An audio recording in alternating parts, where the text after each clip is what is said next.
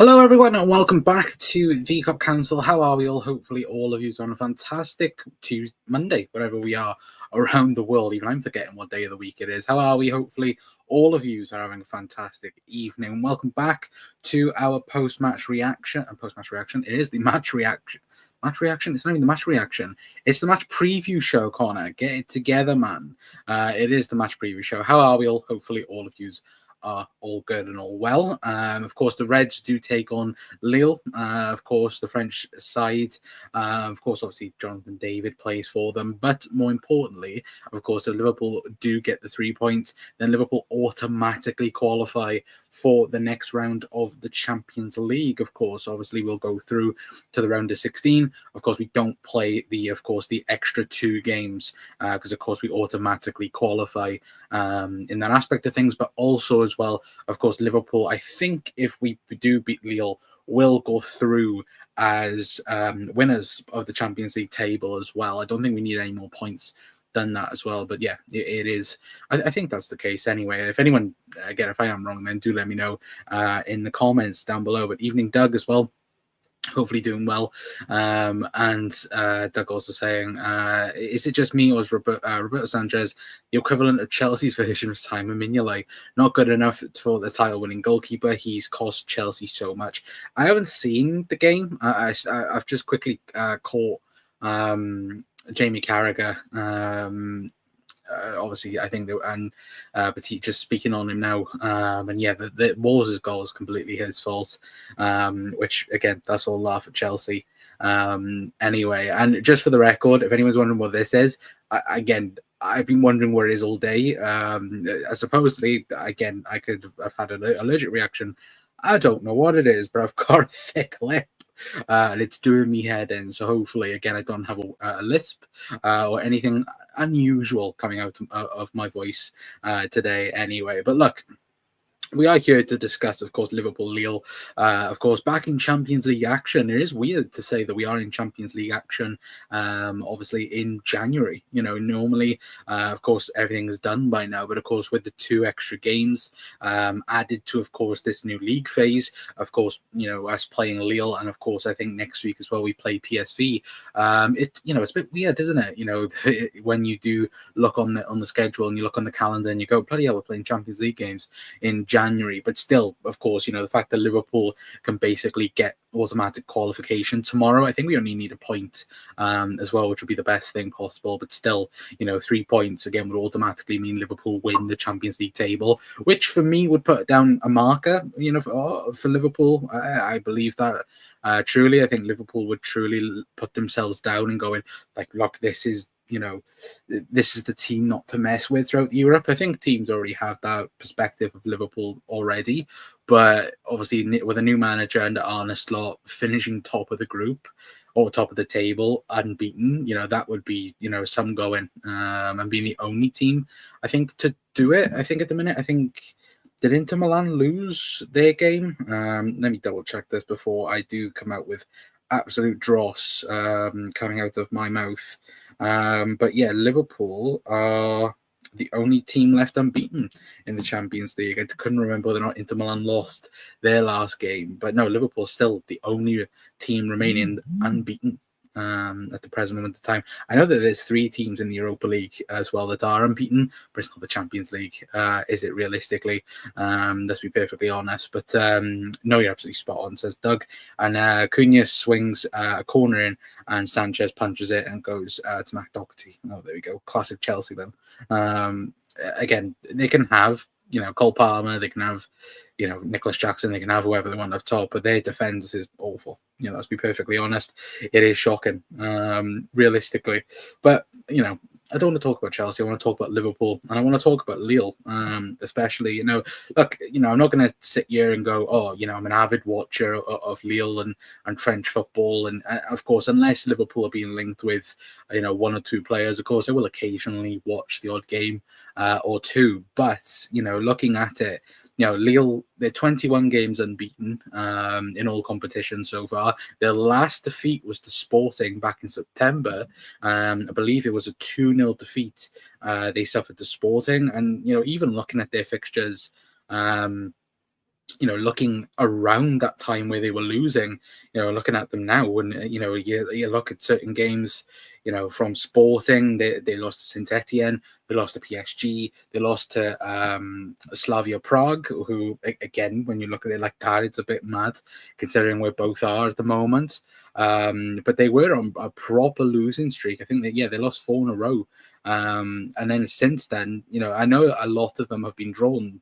But again, looking at key results now, especially in the Champions League, they've managed to beat Real Madrid 1-0. They went away to Atletico Madrid and beat them 3-1 as well. Again, getting an away win at Bologna as well. Again, very, very good result for Lille. And, looking at, certainly one man in particular, Jonathan David, who, again, this season, and I've only briefly seen I'll get onto that in a minute, Doug. But I will briefly, again say it. Jonathan David, once again, has been up there, one of Europe's top goal scorers this season in particular. Again, looking at it now, 11 goals, 2 assists so far in the French league in 18 games.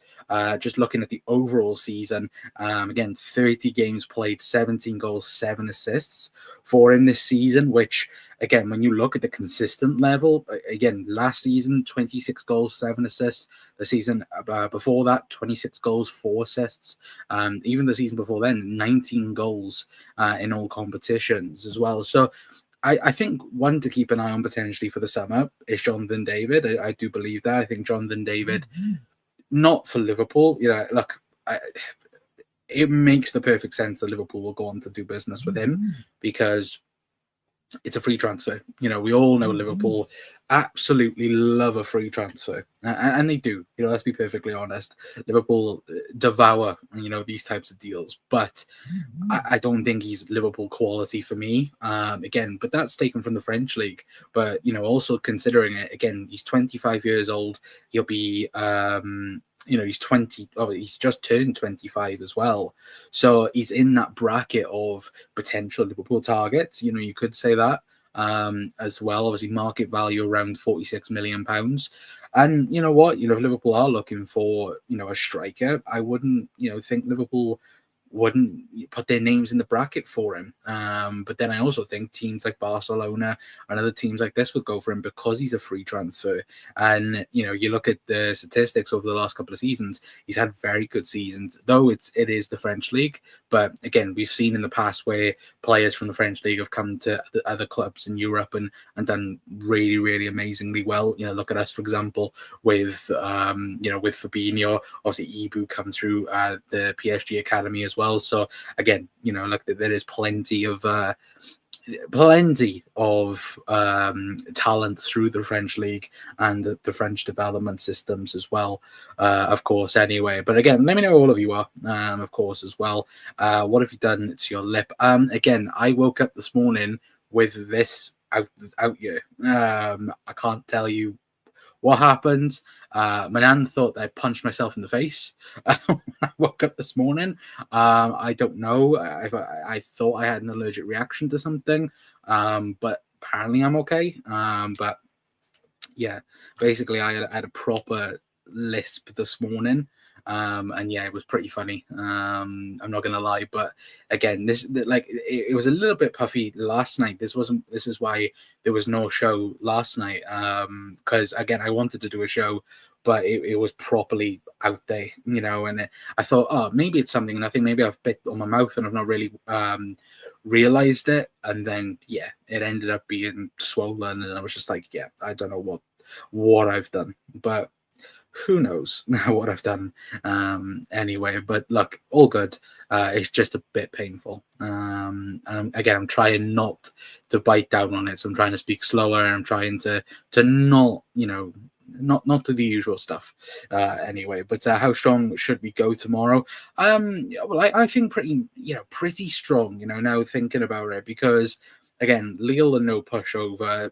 I think if we can guarantee automatic qualification now in this game, especially being at home, then I do it. I know probably out of the 2 games, Arne Slot wants to beat PSV more than Lille, but for me, I want to, get automatic qualification as soon as possible. And I wouldn't be too surprised, obviously, considering we got Ipswich as well midweek on the weekend, which again, you can't take that game lightly, but still, look, I think the ideal situation for Liverpool would be, to be leading at a certain point in the game, by 2 or 3 goals in the game. And then, of course, you can rotate. But again, it's going to be a very, very tough game tomorrow, especially when Lille need, points as well, considering where they are in the table. Let me double check where they actually are in the table before I say the wrong thing on my list anyway. But they are 8th at the minute. So they are on the cusp of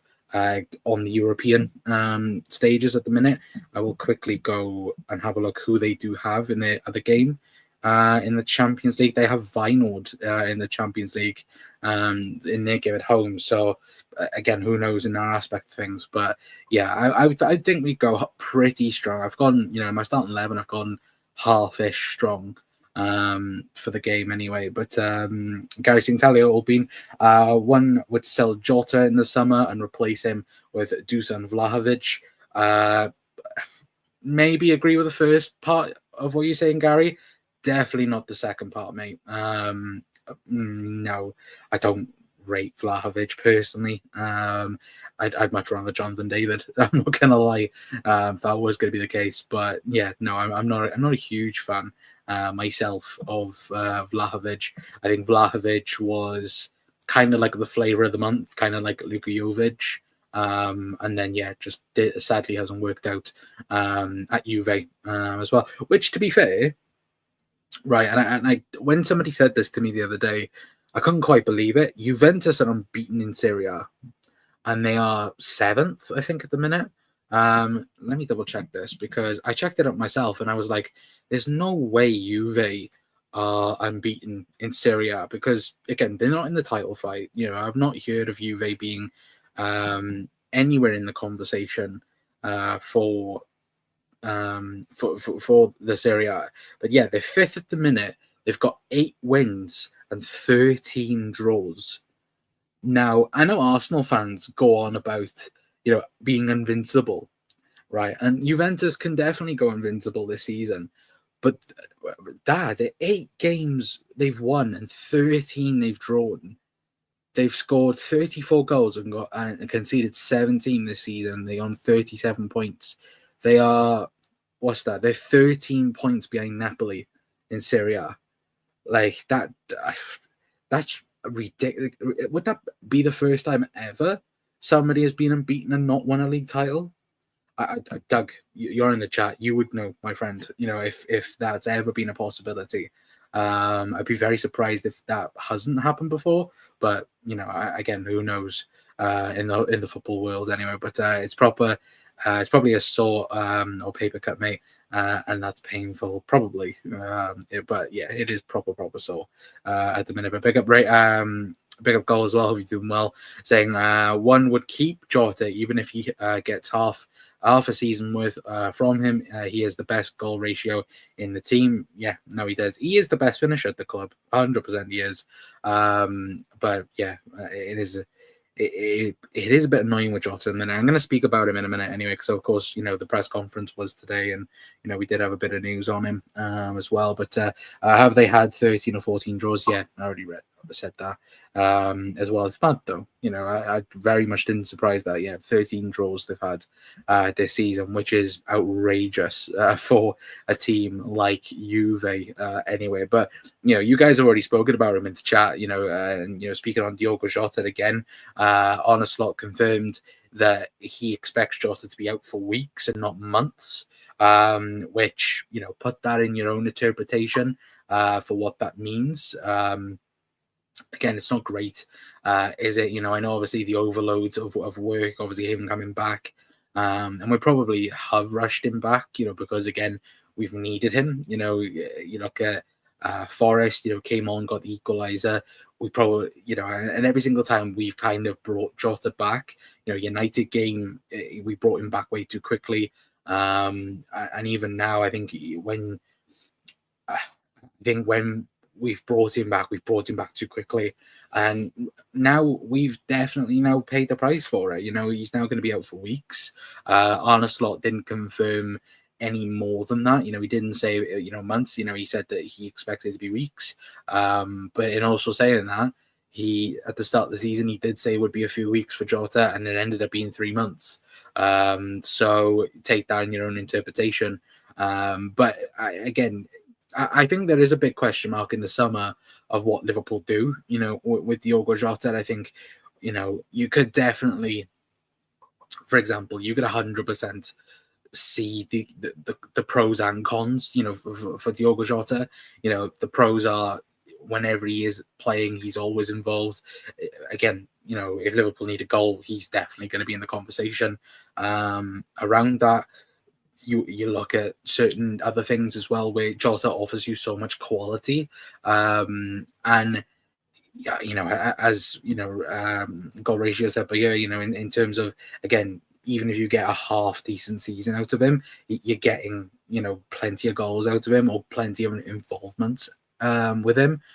But that is the problem at the minute, is keeping him fit, because I still think, at the start of the season, I think it was clear he was, Arne Slot's number 19. I think that's been clear ever since, since he's been back available. He's been in the team and he's been involved around the team as well. But I think for Liverpool, it probably is a bit frustrating that you can't rely on him. You can't rely on him to stay fit at the moment, because you're getting that problem with it as well. But I think at the moment, again, when we talk about players stepping up, of course we need Darwin to again step up. Obviously him coming off, obviously the goal winners against Brentford. But even still, there is a conversation that's going to be needed in the summer. But for me personally, I would keep Diogo Jota, because again, if he is fit, you can either start him or you can have him as that impact sub.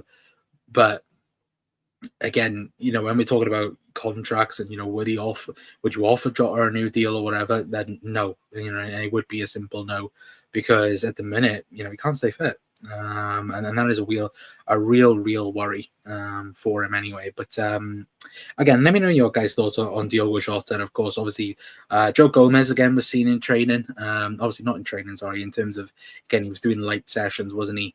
In the images that did come out.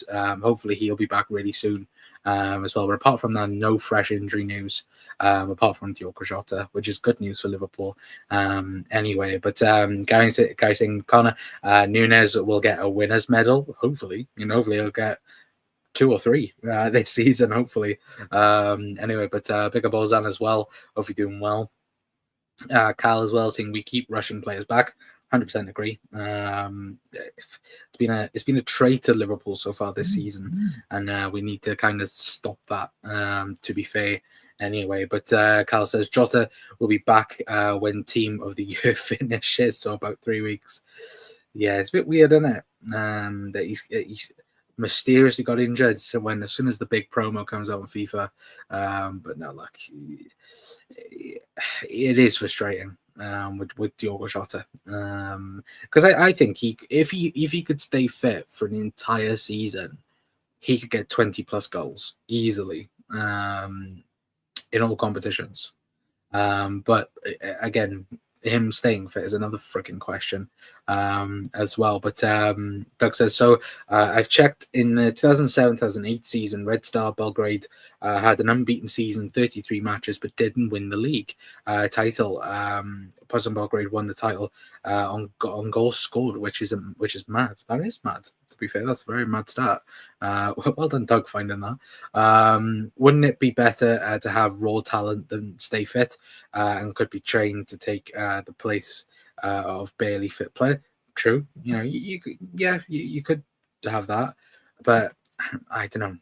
For me, Jota, if you could have the same quality in a footballer that was fit, that'd be perfect for Liverpool. Absolutely would. But for me, I think Liverpool defo need to look at that as a striker in the summer anyway. I think Chelsea just scored as well. Yeah, Cucurella's just scored. Hope Darwin steps up and scores big goals now. Hopefully, Ozan, again, you hope now you'll have a proper trajectory where again he's going back to the top. And yeah, again, it's all about confidence with him, and hopefully we do, we do now start seeing that version of Darwin Núñez again anyway. But hope Canate either doesn't play tomorrow night against Lille or plays the bare minimum. Likewise, with Gravenberch, need to manage their minutes as both so important to how we play. Yeah, true, 100%. I would agree. Damo, hopefully doing well as well, mate. But yeah, no, I would 100% agree. For me, I wouldn't even play Ibu tomorrow. If I'm being perfectly honest, and that's kind of going into the starting 11 predictions, but I wouldn't play him. I know he did the press conference today, which most likely means he's going to start tomorrow.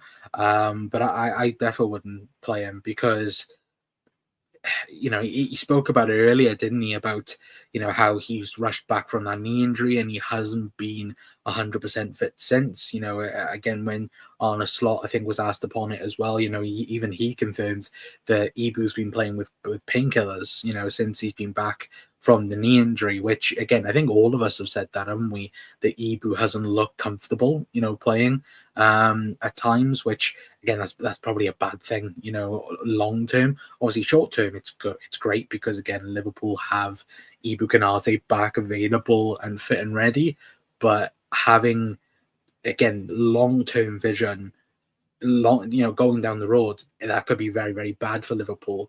And look, that's going to be even worse. But again, I hope that Arne Slot will realize, like, look, don't overplay him, because we've seen in the past, speaking of, Jota, for example, a few years ago, where we'd already qualified for the knockout stages, I believe.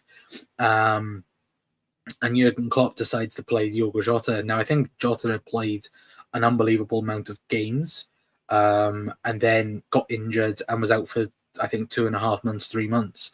And you look at that and you go, Liverpool can't afford to have things like that happen. Certainly with Gravenberch, especially, as somebody mentioned it, I think it's Damo mentioned it. And I 100% agree with it. The fact that Liverpool are relying so heavily on McAllister and Gravenberch to stay fit as that double pivot. Yeah, you can rotate them, but I think, as we've already seen this season, Arne Slot doesn't prefer Wataru Endo as the 6. That's quite clear now. I think Wataru Endo is more of a centre half now for Liverpool than he is a DM. But I do think when you look at that, of course, we'd all talk about Liverpool going and signing someone, but you have to manage Gravenberch now. It's like Ipswich now on the weekend. Liverpool 4-0 up at like the 60th minute. Take Ryan Gravenberch off. Play Wataru Endo. And that's something I think we need to learn on more. And I think this is what, probably Arne Slot needs to learn more as well, in terms of, if the game's done, take them off. Because we need to, if you can rest them up for 20, 30, 40 minutes earlier, then do it. Because, look, at the end of the day, that extra couple of minutes could help them long term. Look at the last five games of the season for Liverpool. Like, we end up playing Chelsea, Arsenal, Brighton, Palace. Like, those 5 games could be so crucial for Liverpool for the title. And again, that's what I hope, we kind of learn from last season. Because last season, towards the end of the season, we were off our legs because we'd had so many injuries, overplaying key players, and then it didn't work out. And that's something, again, we need to learn from last season. But again, that's hopefully the process anyway. But Ozan says, do you have any percentages of hope of a January signing? No, 0. Ozan, the only thing I want this January is Liverpool to get contracts sorted, which we'll talk about contracts in a minute. Carlo Jota has missed 60 games in 3 seasons. It will continue to be his 4th as well. Carl also says, Carlo, since Suarez, our number 9, hasn't got over 15 goals in the Premier League, in the Prem as a 9. Did Bobby not do it? Jota's highest 15, Firmino's highest was 15, Darwin's highest was 11. As well, that's not good, is it? When you look at it. But to be fair, Bobby, one thing I will say is Bobby, Bobby wasn't designed for that, was he? The Jurgen Klopp system wasn't really designed for for the number 9 to be a number 9, if that makes sense. Again, the false 9 obviously is great because, you know, again, it was allowing other players to obviously score, like Mo Salah, Sadio Mane, Jota, for example, as well. But it's also the sense of, you know, you say in terms of, again, those 15 goals, those 15 goals, you know, potentially, like, again, look at when we won the league title. Bobby Firmino didn't score a home goal all season until we played Chelsea when we won the league, or when we lifted, I think, the Premier League title. Every single goal he scored was away from home, and they were in big games. You know, remember that Spurs game away from home? I believe, was it Chelsea away as well? I think he scored. If I'm remembering correctly, I think Arsenal away as well. You know, again, you know, it was always the big important away games where Bobby Firmino would be, you know, the guy for Liverpool, and we miss that type of player. You know, we really, really do. We miss a Bobby Firmino. And you know what? You know, I've said it before. You know, like, obviously we all love Virgil. You know, in the Jurgen Klopp era, we all love Virgil van Dijk. We love Alisson. We love Salah, Sadio Mane. But Bobby Firmino, again, wasn't a Jurgen Klopp signing, but he was one of the most impactful people in Jurgen Klopp's era, if not the most important player in the Jurgen Klopp era, because the whole system involved around Bobby Firmino. And it did. You know, the pressing, the defending from the front, everything started with Bobby. And again, if Liverpool could recreate that type of player, it would be wonderful if we could do that. But look, that's just my opinion. Anyway, but from open play this season, Jota scores a goal every 120 minutes compared to Salah, who has a goal in every 167 minutes. Is it really that high? I didn't think it was that high, to be fair. But I love a good stat me as well. Yeah, no, we are full of statistics on this channel, for sure. But Bobby was. We are to answer that a little bit. We are. Let me go back to the comment. We are trying to do tactic shows now after every game. So probably on Wednesday there'll be a kind of like a tactic show. After obviously speaking about what we learned from the game. I'm going to try and do that a lot more. There was meant to be one for Brentford, but of course, like I said, this was like a thick clip. So, yeah, I couldn't really speak on it. So, again, there's going to be doing that. But you're welcome to fact check me, Law. No, absolutely. I didn't expect it to be that high. If people do put in statistics, I will go back on the stream and look. But again, you're more than welcome to put them in, because again, I get things wrong all the time. And again, I think statistics is very good. Like, I was going on about somebody the other day about, was it Forest? Forest had an XG of, I think it was like 0.25, and they somehow scored 3 goals off of it. And I'm like, how on earth have they done that? Have they just scored like 3 bangers? But yeah, no, like that's a story for another time. Anyway, but speaking of contracts, of course, you know, let's speak then on Ibu Konate, new contract. Of course, you know, he did speak about it in the press conference. He did have a quick little, quick little conversation around it, let's say, anyway. But this is what he did have to say anyway, saying, "It's true, I've been offered a new contract by Liverpool." Of course, he did go on to say, "Am I close to signing it? That's another conversation." Ibu says, "But the agreement remains close. All parties are confident." Now, when I heard this and heard him speaking about it, I was like, here we go. Now we're going to be talking about Ibu's bloody contract for, you know, the next bloody, the next frigging 2 months. But what I think is interesting, right? And this is what we've said for a long time. Every single one of them players now that are going to be in contract negotiations with the football club, all of them now are going to be waiting for the big three, you know, and their contracts, because Ibu now is going to be looking for a bigger deal, you know, and rightfully so. You know, he's been, you know, amazing for the football club, you know, probably a future captain of Liverpool Football Club in the future. But everyone is waiting now for the big three contracts to get sorted. And, you know, if Liverpool go from giving Virgil van Dijk £220,000 per week to £250,000 per week, then Ibu will be looking at that and going, why am I earning £250,000 per week? when Virgil van Dijk is doing it. Now, obviously, Ibu will know that obviously Virgil outranks him in terms of, again, being the club captain, probably is Liverpool's best player.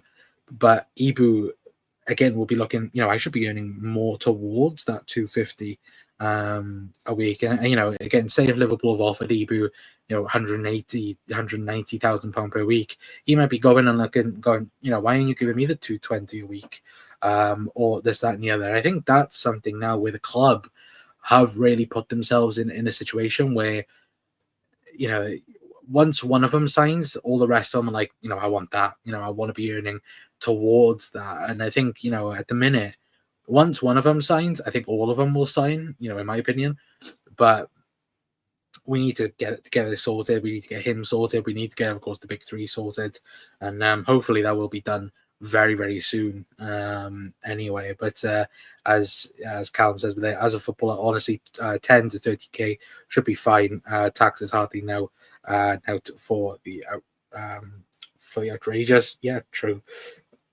Excuse me, I got hiccups. Yeah, 100% agree.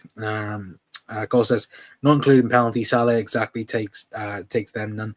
The other forwards got every get to add them to the numbers. No, well, to be fair, am I right in saying Macca's next on penalties now, isn't he? So even then, none of the forwards have got any hope of taking penalties, unless he names Darwin Núñez. To be fair, anyway. But no, look, I hope we get things sorted with Ibu and Virgil and Mo and Trent, and hopefully by the end of January we'll be speaking about one of them signing a new deal. Anyway, but get your starting 11 predictions anyway, guys. Get your score predictions in anyway. Like I said, for me, I've got a bit of rotation in there. Of course, this is my starting 11 prediction. As you can see on the right hand side, I have gone with Alisson in goal. I've gone Trent. I've gone Endo. Yeah, that might be a bit of a surprise. I've gone Endo alongside Virgil van Dijk. I've gone Kostas Tsimikas. I've gone Gravenberch. I've gone McAllister. I've gone Harvey Elliott because of his impact of what he had against Brentford. I think, again, if you can, again, get him more involved in games, I think that would be brilliant. And then my front three would be Salah, Núñez, and Gakpo. That would be my best team for it. Again, I think the big surprise for me is Endo. We've seen Arne Slot isn't really comfortable with Jarell Konsa there, and obviously Endo's had really good performances as a centre half. Against Southampton away. Obviously, I think in the was in the FA Cup as well. Did he play DM or centre half? But even still, he had a really, really good game. So I think Endo gets a start for me. But again, once I think then you could maybe push Endo forward. If, of course, Liverpool are winning the game, and then, of course, you can have possibly even, you could even, you could possibly have, again, Endo push up. You could have Konsa come in, or you could even bring Ibu on for the last, 15, 20 minutes of the game if you wanted to. But again, if Liverpool are winning 3-4-0 or 3-1, for example, bring on Konsa. If you can rest Ibu as much as possible, then great. And I think that would be, I think that would be even great. In terms of, again, resting players, taking off. I think that the first priority for me, if Liverpool were winning the game, would be take off Gravenberch and Maka for Jones, and for Jones, push Endo up further, and then you've got that there then to, of course, finish off the game. To be fair as well, but. Look, I have to wait and see for that anyway. But your lip will be 100% before they sign. Hopefully it'll be fine out tomorrow. But yeah, I just want them to sign, man. Like, again, I'm sick and tired of saying of bringing you guys videos on contracts and shite, and all this, Salah with the Saudis, and Trent's going to Real Madrid, and Virgil van Dijk is again calling up the football club. I'm like, give them what they want. They if you give everything that you could possibly give them, and they still turn around and go no, or at least one of them goes no, then I'd say fair enough. That's on them then. Which I don't think is the case for two of them. obviously I do think Trent, I have my own thoughts on Trent personally, but Cal says put Nunes on pens, might miss about 30. Well, he did miss. I think he's taken 2 for Liverpool in his Liverpool career. There's only 2 I can think of, and one was against Chelsea where he hit the post, and the other one was in the Europa League last season, I think. But again, that's just my weird statistic brain can remember that. I swear it was in the Champions League, not Champions League. I swear it was in the Europa League where I think we won 2-0 away from home, and I think Nunes got a penalty. Again, I'm not too sure who it was against, but I just remember it briefly being Europa League. Anyway, but Cal's gone 2 on Liverpool. He's gone with a team of Keller, Bradley, Endo, Van Dijk, Robertson, Gravenberch, Maka, Jones, Diaz, Nunes, and Elliott. So no Salah for Cal as well. Ozan's gone Kelleher, Conor Bradley, Robbo, Virgil, Konza, Elliott, Jones, Endo, Darwin, Diaz, and Chiesa. Again, I didn't really think about Federico coming on as well. Ozan, no, I'm not having that, mate. I can already see the score prediction as well. But don't play Jones and Salah on the same pitch. Might fight. Obviously with the comments from Curtis Jones as well, which obviously resurfaced the friggin', I put it up earlier on the YouTube short, didn't I? And, for me, I kind of understood what Curtis Jones said, but we're past this debate now, and look, who's better on the eye for some players? Sure, it might be Eden Hazard, but if we're talking about who's the better player, it's Mo Salah. All day. End of conversation. But yeah, he's just an idiot for there, and he. Another fact to check: Salah's 4th behind Jota, Gakpo, and Diaz for goal ratio this season. Wow. Is that from open play ratio, or is that just overall? But my score is 2-1 Nunes and McAllister for Cal, which begs the question: why don't we play the forwards that are getting the most goal ratio? Would be a good question. Let's be perfectly honest. But Nunes scored a pen, beat Derby, and it was horrible hit. Yeah, not the best. Nunes scored 2 and missed 1. Score prediction 7-2. Jesus Christ. But I want 7. Yeah. Again, that would have been nice against Man United, wouldn't it? The other night. But open play. There we go. I think for me, I would think it would be interesting though. Yeah, especially because even now, like against Brentford, I very much was up for Nunes coming on and Chiesa coming on at the same time. I thought we took too long in bringing him on, but I wonder if Liverpool are winning tomorrow with obviously loads of time remaining, whether or not we do go on to maybe make substitutions or rotate a little bit more. I think that'll be very interesting. But of course, we'll have to wait and see for tomorrow. Anyway, but look, I think for me, I think we win. I think we win 3-1. I'm going to go for tomorrow anyway. That's my score prediction for tomorrow. 3-1 Liverpool. But open play, yes. And Carl says Ozan 10-0 just for you, buddy. As well. Look, you never know what could happen. But I was at the Sparta Prague game last season, and look, I didn't expect Liverpool to win that game. Was it 8-1 in the end? There wasn't surprised by that. Well, was very surprised by that as well. Anyway, but look, you never know what could happen in a European game anyway. But look, I'm going to leave it there for tonight, guys. A big thank you for everyone for tuning in to, of course, the match preview show. Of course, we will be live tomorrow, straight after the game, for the, of course, the post-match reaction. I believe the game is on Amazon. I believe. I think I think Liverpool are on Amazon Prime tomorrow, so that will be very, very interesting. Of course, anyway, but. Lille is no walkover. 2-1 the Reds. Well, no, of course they're not. They're 21 games unbeaten as well. You were at the Sparta Prague game, goals galore. Yeah, it was goals galore. It was very much goals galore last season. But cheers, Con. As well as Damo, there's a curse where you can't score over 9. Possibly. Pick up ratio as well if you're doing well. Yeah, hopefully you guys have a fantastic rest of your days anyway. But yeah, we'll be back tomorrow for a post-match reaction, of course. But yeah, any bits and pieces that does come out, of course, we'll be live straight for that. If anything does come out, hopefully, hopefully tomorrow we just wake up and, oh yeah, Virgil van Dijk's just signed a new contract. Anyway, but look, that's all a dream at the moment anyway. But look, until next time, guys, that is going to be it from me. I've been Connor from the COP Council. I'll see you guys tomorrow. Ta-ra.